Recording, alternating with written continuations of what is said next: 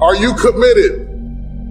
Because without commitment, nothing happens.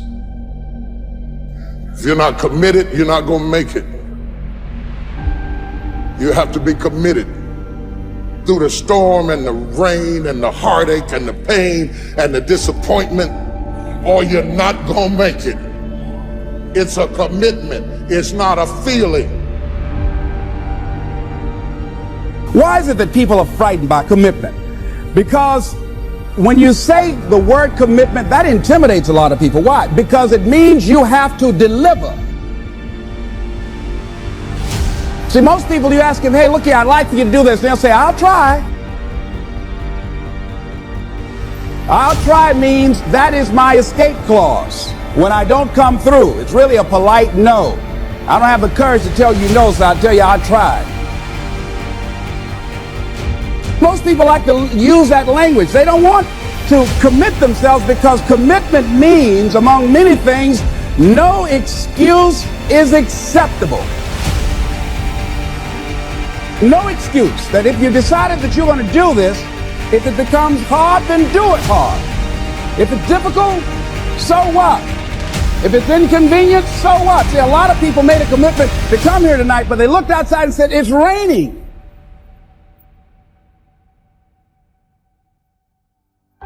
The temperature dropped. It's cold outside. And they decide to give up on their commitment.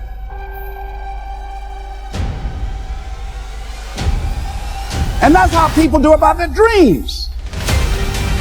When you're committed to an outcome, there are no excuses. There are no stories. There are no reasons not to achieve it. But if you're interested in an outcome, you will do what's convenient. You'll come up with excuses, stories, reasons to support your convenience desire.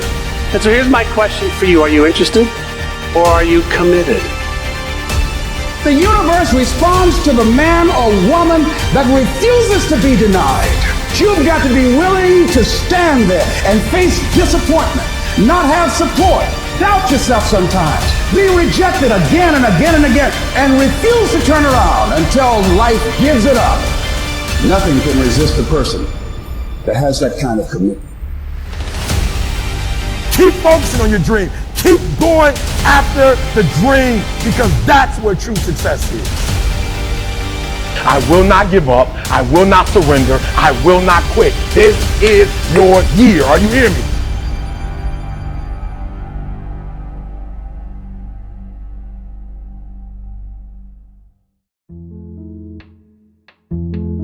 You know, I became a great counselor when I became a great listener. And it's not so much what you do on stage, but counseling couples will teach you to be a great translator. You know, she's not saying that. What she's really saying is, you know, and I found myself like I was at the United Nations translating between two people who live together. They live together, they sleep together, they have sex together, they make babies together, but they don't talk together. And a lot of times, that's why divorce is so painful, because sometimes you divorce over what you didn't understand, not because you didn't care.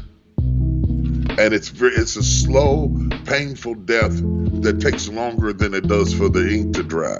It's going to go on for a long time because you often walked away from somebody who had what you needed, but they didn't know how to give it, or didn't understand that you needed it. And I've watched this happen so much that after you bury enough relationships and bury enough people, and then you have to realize that I see people when life gets serious, when a baby's born mongoloid, when somebody's dying of COVID, when somebody's about to get married or somebody's about to get buried.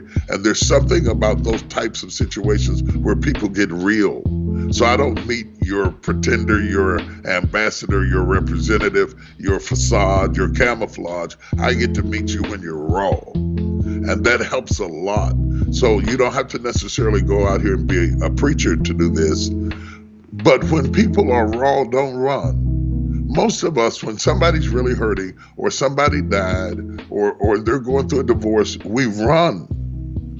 Don't run from them, run into them. And don't come to fix them, just to listen. Because the best thing you can do as a friend is to listen. And I guarantee you, your words of encouragement will be helpful and whatever you do will be nice, but you will leave with more than what you gave, because you will learn something about the human experience that you can use over and over again, and that will help you with your own pathology and your own issues, because we're not far removed from each other, not nearly as far removed as the press would have us think. We live in a polarized society where I didn't come up in that way. We had the 6 o'clock news. Everybody heard the same news. Everybody was exposed to the same truth. We might have had different opinions about it, but we had one centralized feeding station. Now you can get news in your flavor. It's like Baskin Robbins. You know, so you can get news. You don't like Rocky Road? Come on over here and get some of this strawberry. And then the worst part about it is, then you think that strawberry is absolute. And because we have 24-hour news cycles, because we build a world that technology begins to follow you and through algorithms associates you with your interests, it starts pushing to you information that further supports whatever you were Googling about, until after a while, this false reality, like the whole world thinks this way. And then when you get out there and you're not, and the cookies aren't directing certain things to you, and you run into the real world, you're aghast. How could you think that? You know, look at how many things we have created to divide us, and how few things we have created to unite us. And communication actually unites us. So when I say don't drop the mic, if women had dropped the mic, they wouldn't have had the right to vote. If Dr. King had dropped the mic, we would still be living up under Jim Crow. If Abraham Lincoln had dropped the mic, we would still be in slavery.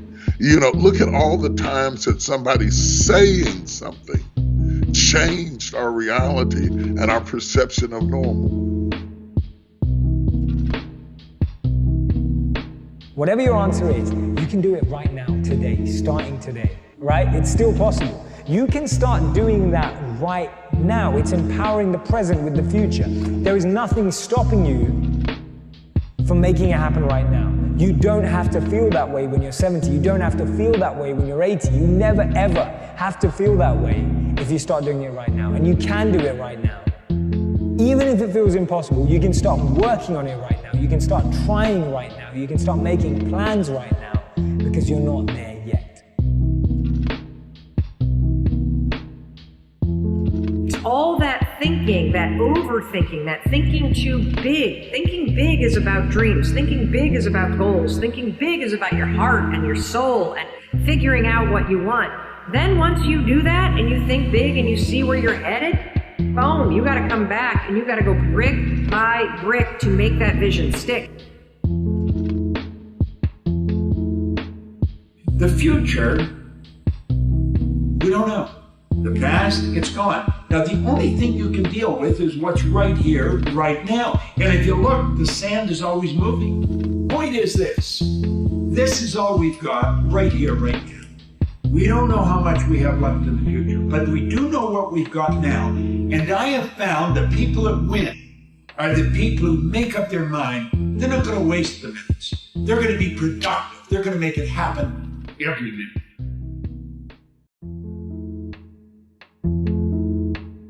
Most people half-ass half their life all the time. I knew they were going to get tired. They were going to flinch. They were going to get down. They quit improving themselves. They start sleeping in, but keep getting wide. I'm going to stay relentless. Don't give in to the fears. Don't give in to the setbacks. You're going to have failure. It's part of the game. Whether you did it consciously or unconsciously, but it's happening, isn't it? Openness is on every subatomic particle, is in communication with everything. That's why this is going on. Breath is happening, so much is happening in connection with everything. It is only in openness you're alive. As you close doors, you're dying in installments.